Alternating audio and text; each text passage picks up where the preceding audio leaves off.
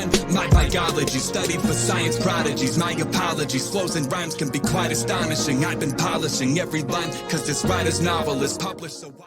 What is up, everybody? Alphabyte here with another reaction. We're going to be checking out another song today by Joyner Lucas. It's called I Need More. This is older for sure, but this came out on the 508, 507, 2209 album. And this is the album that was out when I first discovered Joyner. My buddy put me on to his song, to this artist, and I fell in love with him ever since. So it's been a good amount of years now since I've been bumping him, and he's only gotten better. He's only had more success. But this is a song that it's got a lot of substance to it. It's you know what? Let's just get into it, and I'll break it down. I'll let y'all know how I feel about it.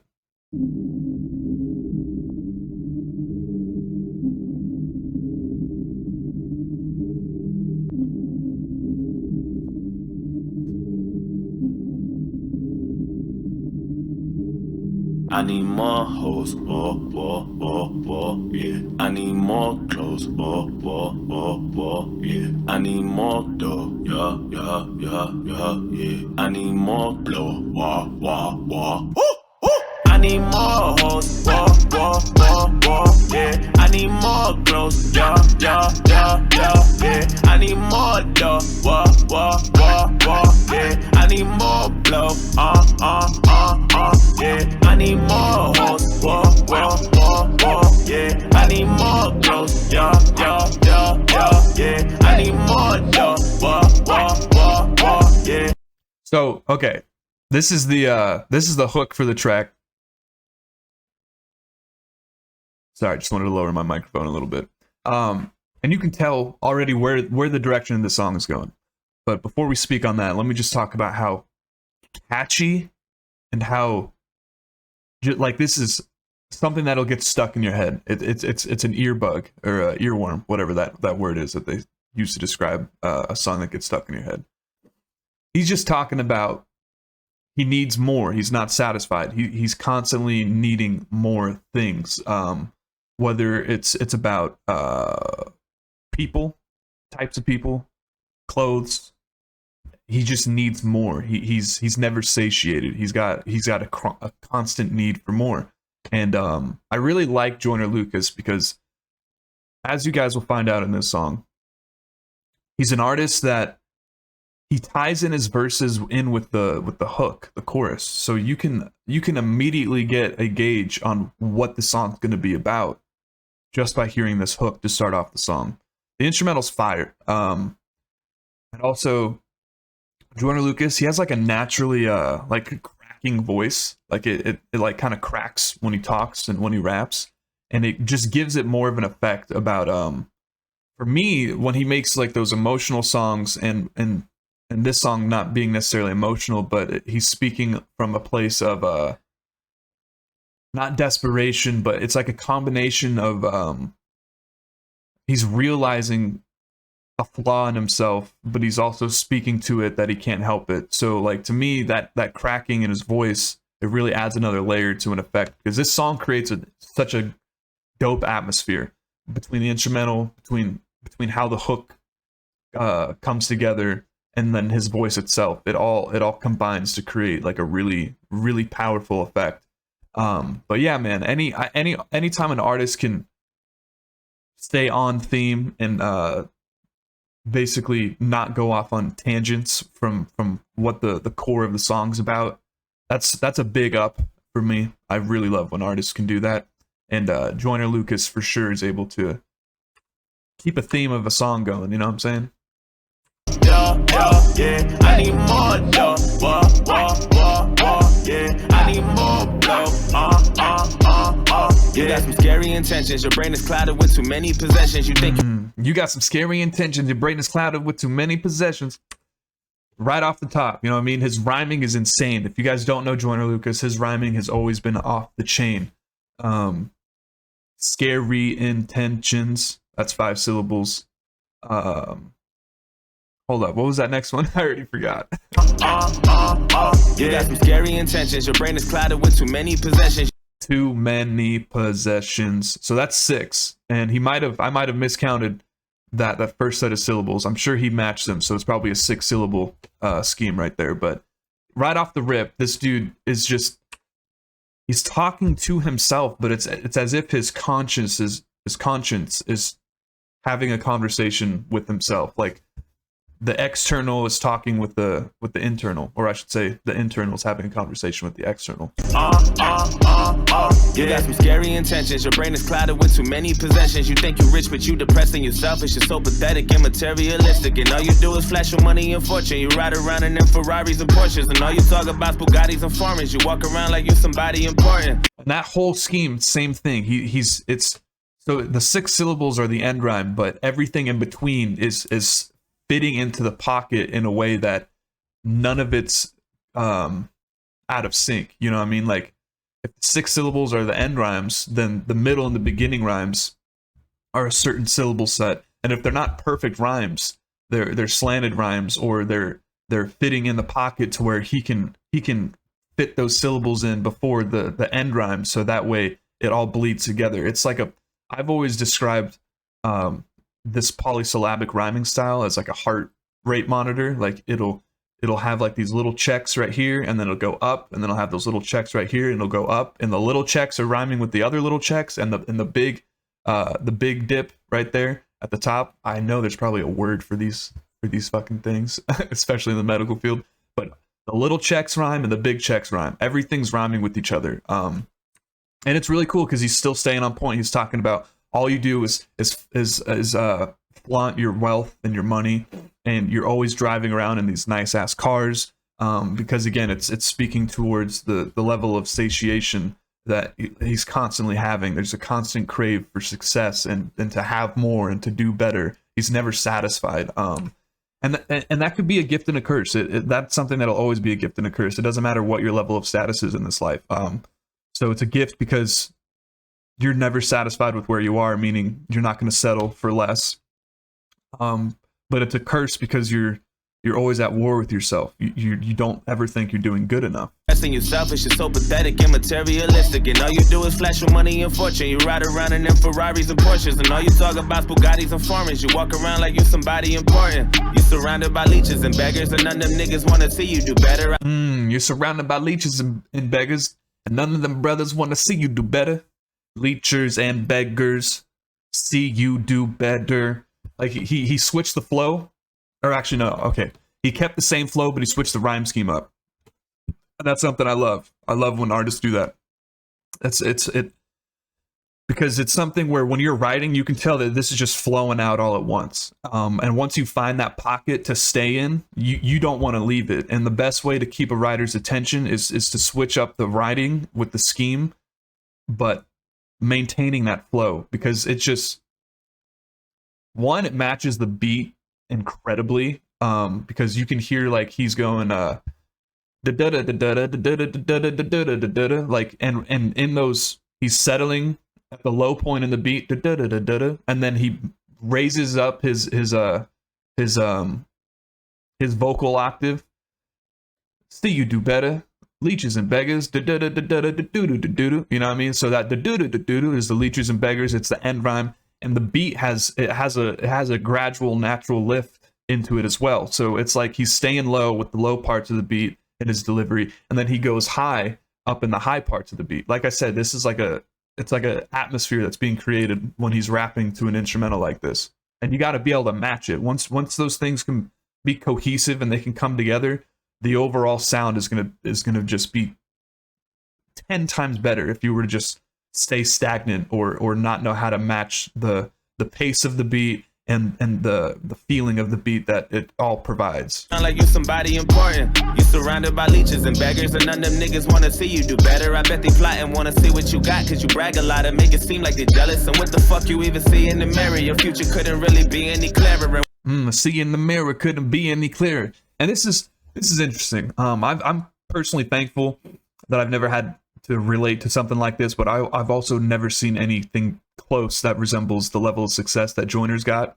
But him speaking on that he's being surrounded by leechers and beggars, and they don't even, you know, like want to see him becoming better as a person. And all they want to do is take from you, and all you do is give for them, and you give for them, and all they do is take. They criticize you. They have basically no positive influence on your life. You are that positive influence on them, and even what you can provide is not something that's necessarily healthy. But yeah, the song is really dope because he's talking about needing more. He's talking about realizing how materialistic it is, or that he is, and that the people that he's surrounded by aren't even great, and he needs basically he needs a different circle to move with. But yeah, man, we're only barely a minute into this, but I fucking love this track. To make it seem like they're jealous, and what the fuck you even see in the mirror? Your future couldn't really be any clearer, and when it rains you're gonna need an umbrella, but you don't listen, you don't see it or hear it. I like that. And when it rains you're gonna need an umbrella, but you don't listen, you can't see the dub, like whatever he says. And that's a beautiful, it's very simple, but it's a beautiful bar, because you're gonna need an umbrella, right, for when it rains.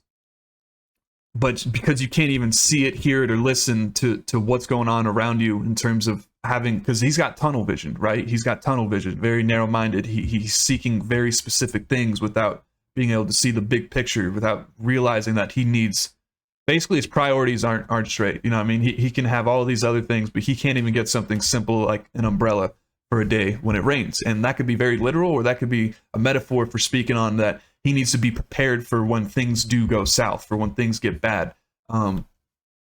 But yeah, I think that's a really cool line. And especially the bar before that, where he's talking about, you can't even, like, what do you even see in the mirror? The future couldn't be any clearer. Like, he can't even take a good look at himself and realize the direction that his life is headed toward. Especially if he continues down that specific route. But again, reflection isn't always easy, and if you don't have people around you that are having a positive influence on you in a way that they can call you out on your bullshit, or they can just tell you that they're worried about how you're doing things. If you can't reflect inward, and there's no one on the outside to be able to give you that form of reflection, then it's going to be hard. You're going to be moving stagnant. Couldn't really be any clearer, and when it rains you're gonna need an umbrella, but you don't listen, you don't see it or hear it. All you ever say is, I need more hoes, more, yeah. I need more clothes, more, yeah. And I want to speak real quick about how well. So it started off with the hook, then we got the verse 1, and now we're back into the hook. And it's a little tiny thing, but it speaks on the artistry of his writing. He anytime an artist can incorporate their verse to lead into the hook, that is a kind of like a story, which is what he did. He's like talking about, you're gonna need an umbrella when it rains, but you can't even see it or hear it, because you're too focused on needing more. You're too worried about needing more. He just laid out a good foundation in that first verse about issues that he's having, and where his priorities need to be in terms of being too materialistic, being surrounded by terrible people, having a future that's clear as day, yet still being unable to recognize it. And then you go right back into the hook, which is a beautiful reflection of just, okay, I'm having all these thoughts, blah, blah, blah, blah. I know what I need to do, need to get my shit together. And then boom, you go back to square one. You go back into that state of mind of saying, like, well, I mean, I am who I am. I need more. I need these materialistic things. I need these women. I need this. I need that. It's a cycle. It's a legitimate cycle that humans go through, no matter what it is. It could be depression. It could be grief. It could be like what we're talking about now in terms of financial instability. Is that the right word? Instability? Whatever. But yeah, it's a cycle. And humans go through cycles like crazy. It's basically in our DNA, and you got to break that cycle. Yeah. I need more clothes, yeah. I need more dough, yeah. I need more blow, I need more hoes, That's such a cool hook, man. Like it starts off all chill, you know what I mean? It's just like, I need more clothes. I need more. And then it just, whoop, woo, I need more, and the beat drops. It's fucking dope. I love that shit. Yeah, I need more clothes, yeah. I need more dough, yeah. I need more blow, I think you really aggressive. Your brain is clouded with too many possessions. And here's the dope thing. He kept the same flow as verse 1 into verse 2, but he switched up the words completely. Instead of the possessions in the first. I wish I could, if I had the lyrics pulled up, it would be really easy to break down. But he switched the rhymes completely, he switched the words completely, but the flow is still the same. I think you really aggressive. Your brain is clouded with too many possessions. You think you rich, but you depressed and you selfish. You're so pathetic and materialistic. I really think that all them drugs got you tripping. Okay, so yeah. You know what? Here, we're gonna do this. I'm gonna pull up these lyrics. I have to.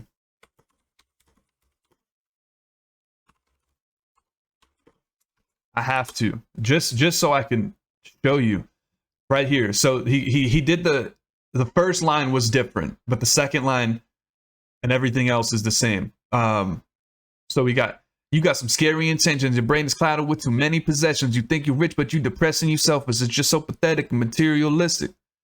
And then right here, I think you're really aggressive. Your brain is clouded with too many possessions. You think you're rich, but you depressing yourself. It's just so pathetic and materialistic. I really think that all them drugs got you tripping. Your brain is ruined and your logic is different.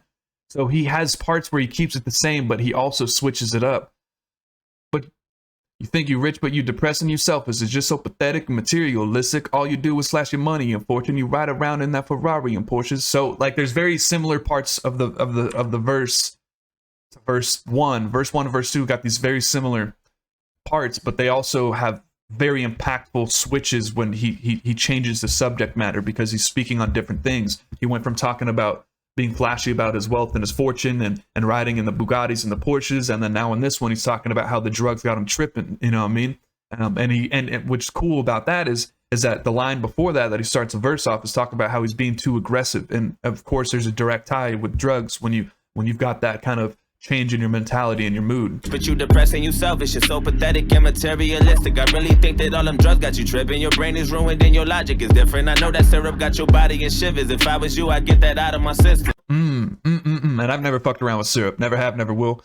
I had my drug issues in the past, but not no more, which is a beautiful thing.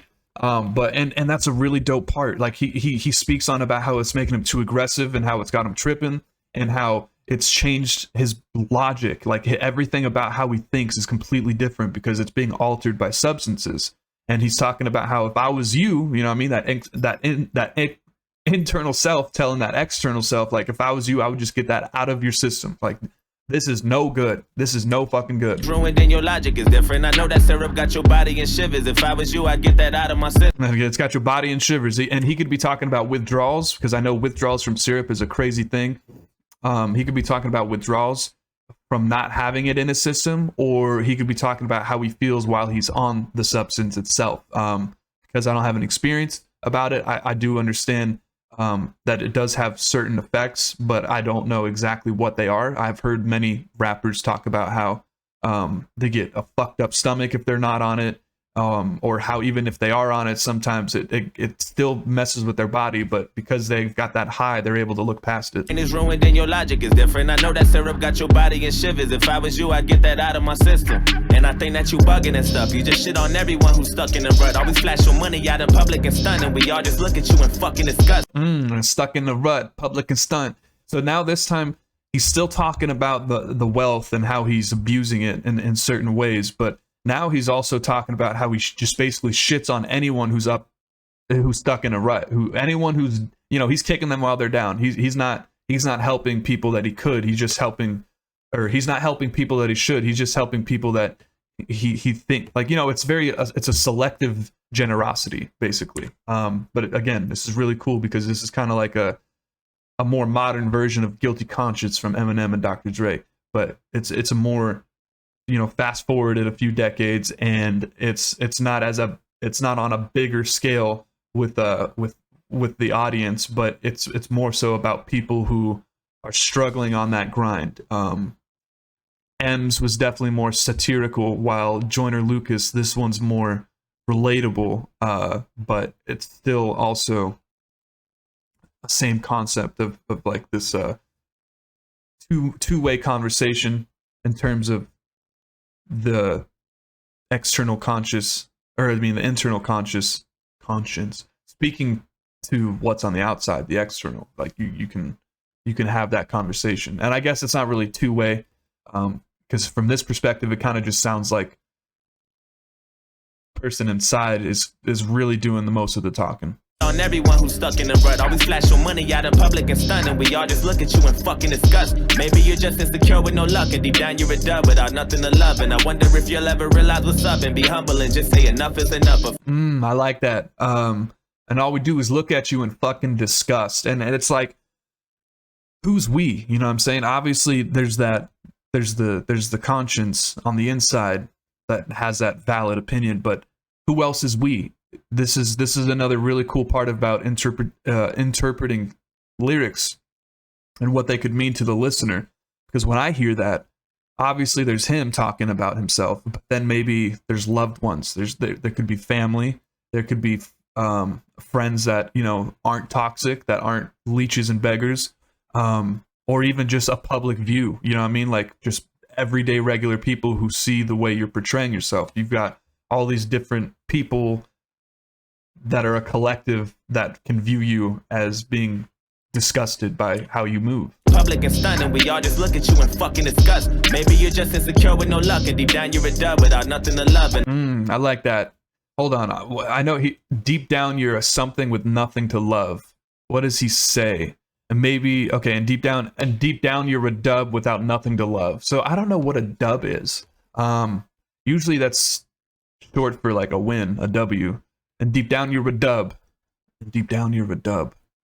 I don't know. I'll have to think about that a little bit more. But that's a really another powerful line, especially when you're self-reflecting like that, because you're trying to find out maybe where's the source of all of this coming from. Where is this materialistic shit? Like when you have an attachment to materialistic things, it's usually because you don't have an attachment to a person. You know what I'm saying? And I know Joyner Lucas later down the road had a child, and he speaks about his son a lot.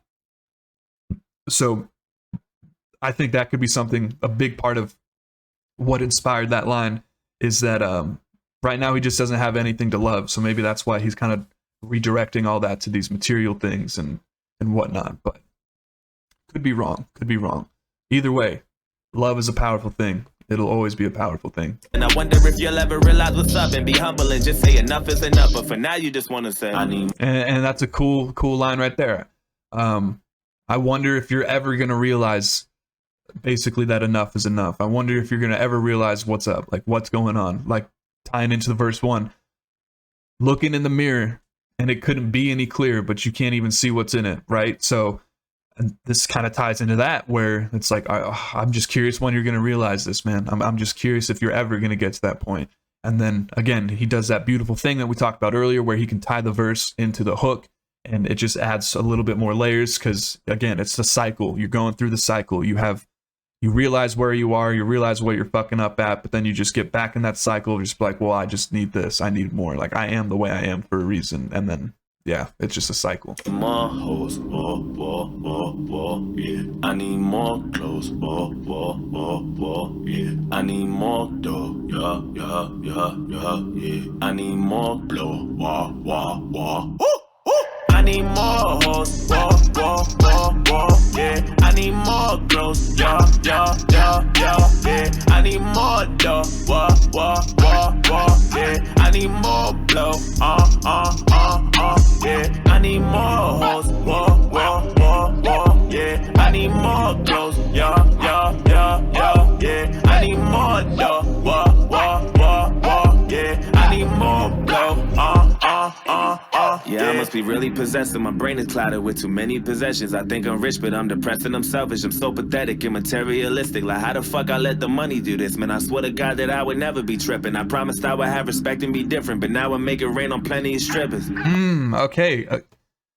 Same flow throughout every single verse, but he's switching up the rhymes very selectively, the subject matter very selectively, but overall, the theme of it is still the same. It's just, you know what I mean? It's like a book, right? You know the book's going to be about a story, but every page and every chapter is going to be a little bit different, but it's still going to stick to the theme of what the story is about. And that's exactly what he's doing. That is exactly what he was doing. He was like, I never thought that I would be tripping like this. I thought I was going to be different. I thought I was going to be the man who got respected. But here I am just fitting into that stereotype of having plenty of money to rain down on strippers. I'm selfish, I'm so pathetic and materialistic. Like, how the fuck I let the money do this? Man, I swear to God that I would never be tripping. I promised I would have respect and be different, but now I make it rain on plenty of strippers. I'm surrounded by leeches and beggars, and none of them niggas want to see me do better. I bet they plot and want to take what I got, cause I brag a lot and make it seem like they jealous. Yeah. That'll happen. If you're gonna be flaunting your shit like that, and your circle ain't tight and you can't trust them like you should be able to, they're going to be plotting on how they can get it from you, and of course they're going to display emotions of envy. It's human nature. It's human nature for you to flaunt it, and it's human nature for those around you to want it. Niggas want to see me do better. I bet they plot and want to take what I got, cause I brag a lot and make it seem like they jealous. And I never had nothing. I just want to live like them rappers on TV forever. But what have I become? Maybe I'm one of them. Maybe I just don't know any better. And now all I'm saying is I need more. And there's the root of it all. There's the root of it all right there. Because he spent so long having nothing.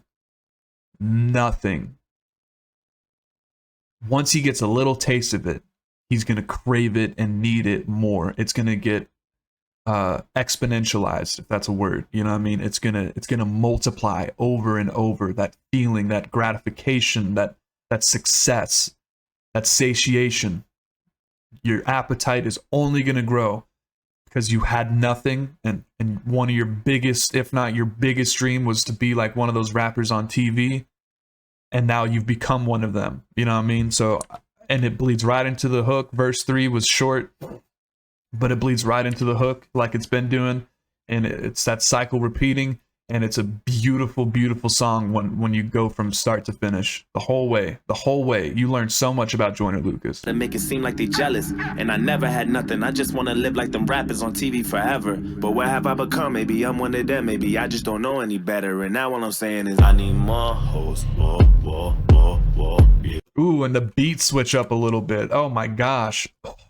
Any better. And now all I'm saying is I need more hoes. Yeah. I need more clothes. Yeah. I need more dough. Yeah. I need more blow.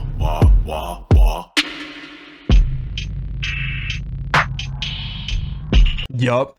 Everything about the tone of this song just got so much darker. There was no usual where the beat builds and he kind of hypes you up and then it drops in a way that's full of energy and positive, like just bounce. And then this time where that where that hype part comes in, there's nothing. He leaves it blank, he leaves it empty, and then the beat just turns a degree darker. The atmosphere suddenly changes drastically, and I love that effect so much.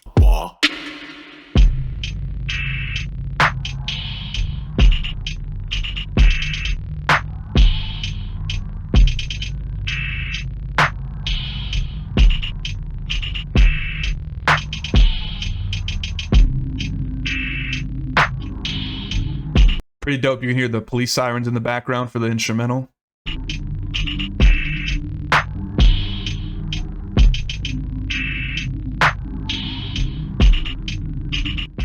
And like I said, the entire there's. Yo, what's up? This is Joyner. Oh, I forgot this was here. But yeah, the entire instrumental changes in terms of the atmosphere that it's creating. We're gonna run it back so we can hear this voicemail. Yo, what's up? This is Joyner. I'm unable to take your call right now. Leave me a brief message and I'll get back to you. Peace. Hello? Yo, nigga, you fucking serious? Are you fucking serious? Yo, I swear to God, yo, I knew I should have never fucked with you. You're fucking dirty. You're dirty and you're fucking, yo, you're gonna be dead, nigga. Yo, are you serious? You fucking chlamydia? Chlamydia? Yo, nigga, I swear to God, wait till my brother comes home, yo, Dominic's gonna fuck your shit up. Hey, ain't nobody want to hear that shit. Both sides of that. Ain't nobody want to hear if they got chlamydia, and ain't nobody want to hear that the girl you were messing around with gonna get a big brother on your ass. You know what I mean? You don't want, no one wants to hear any of those conversations. But that was dope. That was dope. This whole album has a really, really cool story. It's all so cohesive. This is a fantastic album. But that was a dope song. That was I Need More by Joyner Lucas on his 508-507-2209 album. Says the song came out 5 years ago. That could be true. I feel like it's been a little bit longer than that. YouTube can be a little late to the party sometimes. Well, let's see. It'll show the date. June 15, 2017. So yeah, okay, we're coming up on 8 years. Coming up on 8 years in just a few months, 3 months really, almost 3 months exactly. Anyway, but that was Joyner Lucas, I Need More. I hope you guys enjoyed that song. I hope you guys enjoyed Joyner Lucas. If you guys have never heard of him before, I'm glad I can show you some of his older stuff. His new stuff is still really good, but I kind of wanted to go back to the roots a little bit. I know he's got older music for sure, but from my personal experience, this is where the beginning was for me. This is the album I first listened to. I hope you guys enjoyed my reaction. If you did, go ahead and subscribe, like the video. We're gonna have more Joyner Lucas on the channel. I'm basically, the goal is for me to upload a reaction every day, Monday through Friday. Occasionally, maybe even 2 reactions a day. We'll see. But you guys already know how we do it around here. Until next time, y'all. Doses. I kept clenching both my fists and all the anger I had whipping. Then one day I sat and listened. Eminem was on and ripping like he wasn't on a mission to get sober. Had conviction, had some power in his image.